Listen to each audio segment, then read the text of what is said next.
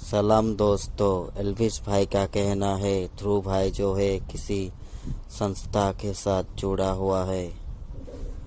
तो दोस्तों आइए चेक करते हैं एल्विस भाई ने जो फैक्ट्स हम लोगों को दिखाया है कितना सच है। वीडियो को लंबा ना करते हुए शुरू करते हैं फैक्ट्स नंबर 1। तो आकाश बनर्जी के साथ एक इंटरव्यू में हमारे भाई साहब कहते हैं कि ये किसी भी पार्टी से एसोसिएटेड नहीं है। हाँ, लेकिन वो रोड आम आदमी पार्टी तक तो गई नहीं। ये सब झूठ है, ये झूठे आरोप लगाते हैं क्योंकि इनके पास कुछ बोलने को नहीं होता। मैं बता दूं, ये क्लियर कर देता हूं, क्लियर शब्दों में कह रहा हूं, ना मैं किसी पॉलिटिकल पार्टी का मेंबर हूं, ना कभी था, ना किसी पॉलिटिकल पार्टी ने मुझे आज तक पैसे दिए और ना मैंने किसी पॉलिटिकल पार्टी से आज तक पैसे लिए। ध्रुव भाई आम आदमी पार्टी आईटी सेल के लिए काम करते थे। 7 अक्टूबर 2014 को इन्होंने हैशटैग अरविंद केजरीवाल के लिए वीडियो बनाई और आम आदमी पार्टी को सपोर्ट करा। 21 दिसंबर 2014 को इस ध्रुव भाई जो है सिर्फ एक इंटरव्यू ले रहा था और कुछ नहीं। 20 के अंदर ध्रुव राठी ने एक फेसबुक ग्रुप बनाया जिसके अंदर वो एडमिन थे और इस ग्रुप के अंदर बहुत सारे लोग थे। उसके अंदर एक इंपॉर्टेंट चेहरा था जिसका नाम है आदिल अमन। अगर ध्रुव भाई ये वीडियो देख रहे हैं तो यही के चेहरे पे मुस्कुराहट आ गई होगी क्योंकि पुराने साथी हैं, आम आदमी पार्टी में साथ में काम करते थे। पर उसके बाद कोई नहीं, ध्रुव भाई थोड़ा उदास होने का टाइम आ गया क्योंकि अब मैं जो बताने वाला हूं बहुत सारे लोगों की आंखें खुलने वाली हैं, कई लोगों के कान खुलने वाले हैं, बहुत सारी चीजें खुलने वाली हैं। तो अब ध्यान से सुनना। तो जो हमारे आदिल अमन भाई है ये थोड़ी अच्छी पर्सनैलिटी है, समझ रहे हो। इस पे गौर करने वाली बात ये है, भाई साहब हमारे एक फेसबुक कमेंट में लिखते हैं कि अमित शाह और नरेंद्र मोदी की हत्या होनी चाहिए। चलो कोई बात नहीं भाई, ये हर इंसान का राइट है, freedom of speech guys, freedom of speech, कोई बात नहीं भाई ने बोल दिया। उसके बाद ये लिखते हैं कि जो ब्राह्मण समाज है ये विदेश से आए हैं, ये कीड़े हैं और इनको सबको मार देना चाहिए। और जिन लोगों को लगता है कि आदिल अमन और ध्रुव राठी सिर्फ एक फेसबुक पेज चलाते हैं तो आप लोग गलत हो। ये लोग साथ में प्रोटेस्ट भी प्लान करते हैं। डेट है 24 अगस्त 2019। इसके अंदर हमारे ध्रुव भाई एक पोस्ट शेयर करके कहते हैं कि उनको 50 से 100 लोगों की जरूरत है ब्राजील के खिलाफ प्रोटेस्ट करने के लिए। और ये जो प्रोटेस्ट होता है ये आदिल अमन ही लीड कर रहा होता है और 3 दिन बाद बच्चे सारे पहुंच जाते हैं ब्राजील एम्बेसी के बाहर में और प्रोटेस्ट करते हैं। और आप चौंक जाओगे सुन के कि ये बच्चे कौन सी संस्था के हैं। संस्थाएं हैं एसएफआई और डीवाईएफआई। जिनको इन ऑर्गेनाइजेशन के बारे में नहीं पता, गूगल तुम्हारा है यार, गूगल पे सर्च करो, न्यूज पढ़ो, पता लग जाएगा। और वो वाले आर्टिकल से पढ़ना जो सही वाले हो, नहीं तो आर्टिकल तो हम भी लिख सकते हैं कुछ भी। और सबसे अच्छी बात यह है कि हमारे आदिल अमन भाई भी जर्मनी शिफ्ट हो चुके हैं और 2019 से कारवाए मोहब्बत नाम की एक एनजीओ के साथ काम कर रहे हैं। अब मैं धीरे धीरे थोड़ा अंदर घुसने लग गया। मेरे व्हाट्सएप ग्रुप में भी बहुत सारे लोग हैं, उसमें से किसी ने गलत काम किया तो उसका जिम्मेदार मुझे ठहराया जाएगा। ये कौन सा लॉजिक है भाई। आदिल अमन का तो समझ में आ गया, बट इसमें ध्रुव भाई का कनेक्शन कहाँ है। और तुम आदिल अमन को एक्सपोज कर रहे हो या ध्रुव भाई को। तुम्हारे कहने से हम मानने वाले नहीं है भाई, प्रूफ चाहिए, प्रूफ। 14 दिसंबर 2019 को हर्ष मंदार सीएए और एनआरसी के ऊपर एक ट्वीट करता है। सीएए के बारे में कुछ लिखता है और एनआरसी जो कि अभी इंप्लीमेंट भी नहीं हुआ था उसके बारे में झूठी खबर फैलाता है। और ठीक 3 दिन बाद यानी कि 17 दिसंबर 2019 को हमारे ध्रुव भाई as per the tool kit video बनाते हैं। उसके अंदर सीएए का जिक्र होता है और एनआरसी को लेके झूठी खबर फैलाई जाती है। और एक बार तो वीडियो में हमारे भाई साहब कह देते हैं कि मैं भारत सरकार की नहीं मानूंगा, मैं यूएन की मानूंगा। साथ में मैं आपको बता दूं, जो दिल्ली दंगे हुए थे उसका जो मुख्य आरोपी था उमर खालिद, उसके फ्रेंड है आदिल अमन। आदिल अमन के फ्रेंड है हमारे ध्रुव राठी जी। तो आपको पता लग गया होगा ये नेक्सस कहां से चल रहा है, कैसे काम करता है, कौन सी टूल किट परोसी जा रही है। 4 अगस्त 2023 को हर्ष मंदार ट्वीट करते हैं मणिपुर दंगों के ऊपर और ठीक 2 दिन बाद हमारे ध्रुव भाई की वीडियो आ जाती है सेम मणिपुर दंगों के ऊपर, वो भी भारत सरकार को ही टारगेट करते हैं हमारे भाई साहब।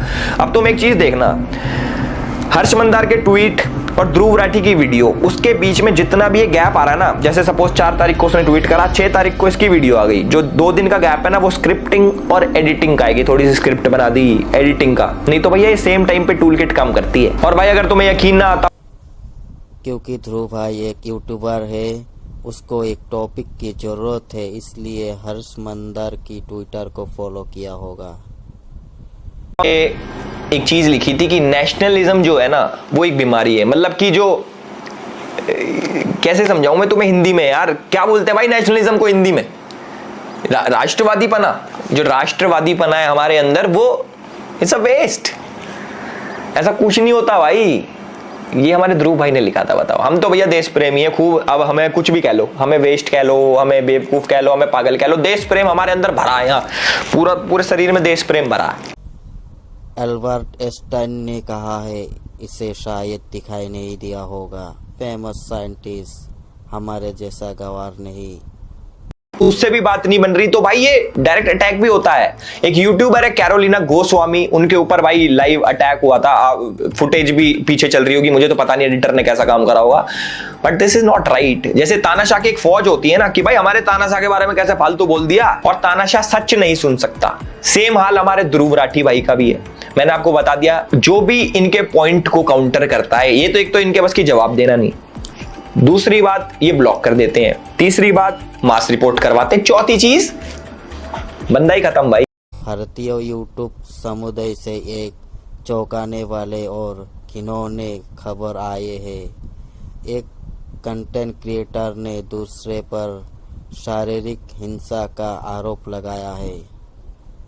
Famous YouTuber couple Caroline Goswami और अनुराग गोस्वामी ने जर्मन से काम करने वाले भारतीय यूट्यूबर ध्रुव राठी पर गुंडों को भेजकर उन पर हमला करने का आरोप लगाया है। उन्होंने ध्रुव राठी पर एक नहीं बल्कि 2 अलग अलग शारीरिक हमला का आरोप लगाया है, जिसमें उनके समर्थक होने का दावा करने वाले गुंडों ने उन पर हमला किया। एक हमला बर्लिन में हुआ और दूसरा पेरिस। छत्रपति शिवाजी महाराज के आइडल के बारे में ये क्या बोल रहा था, एक बारी जरा आप देखो। 1648 करीब 500 से 700 पठान जो बीजापुर आर्मी के थे वो शिवाजी को ज्वाइन करने आए। शिवाजी के मिलिट्री एडवाइजर गोमाजी नायक पानसंबल ने उन्हें कहा कि ये लोग आपकी रेपुटेशन देख। बहुत से मुस्लिम जनरल्स भी थे। वीके राजवाड़े अपनी किताब मराठांच्या इतिहासची साधने के वॉल्यूम 17 पेज नंबर 17 पर लिखते हैं, शिवाजी के सरनोबत यानी कि इन्फेंट्री चीफ एक मुस्लिम थे, नूर खान बेग। सभासद बखर के पेज नंबर 76 पे आपको शिवाजी के लेफ्टिनेंट का नाम भी मिलेगा, शामा खान। आज भी छत्रपति शिवाजी महाराज के ऊपर ये फेक न्यूज फैलाता है। इसके हिसाब से औरंगजेब जो था वो सेक्युलर था। भाई वाह, एक बार ताली मार देना, वीडियो रोको, एक बार ताली बजा दी, वेरी नाइस। और ये हमारे छत्रपति शिवाजी महाराज को शिवाजी शिवाजी करके बोल रहा है। भाई मेरे, अगर आप किसी के बारे में सही नहीं बोल सकते तो कम से कम रिस्पेक्ट तो देना सीख लो। अल्लाहू अकबर का मतलब है गॉड इज ग्रेट, एक बहुत अच्छी चीज है इसे कहना। लेकिन इस्लामिक आतंकवादियों ने हमला करते वक्त दुनिया भर में इस अल्लाहू अकबर की चांट का इतनी ध्रुव भाई बोलते हैं कि अल्लाहू अकबर का मतलब होता है गॉड इज ग्रेट। गलत। देखो, सुपरलेटिव और कंपैरेटिव में बहुत फर्क होता है ध्रुव भाई। मैं भूल गया था कि आपको इंग्लिश बोलनी आती है, समझ में नहीं आती, मे बी आपको जर्मन ज्यादा अच्छे से आती हो। ध्रुव अपनी वीडियो में बोलता है Allahu Akbar means God is great, जो कि गलत बोल रहा है क्योंकि अकबर इज सुपरलेटिव, जिसका मतलब होता है ग्रेटेस्ट। कि वो लोग मानते हैं कि हमारा गॉड ही ग्रेटेस्ट है, बल्कि उन्हीं का ही गॉड है। मेरे हिसाब से आपने एल्विश भाई को शायद हिस्टोरी पढ़ना नहीं आता है, इसलिए तो इस तरह की बातें बोलता है।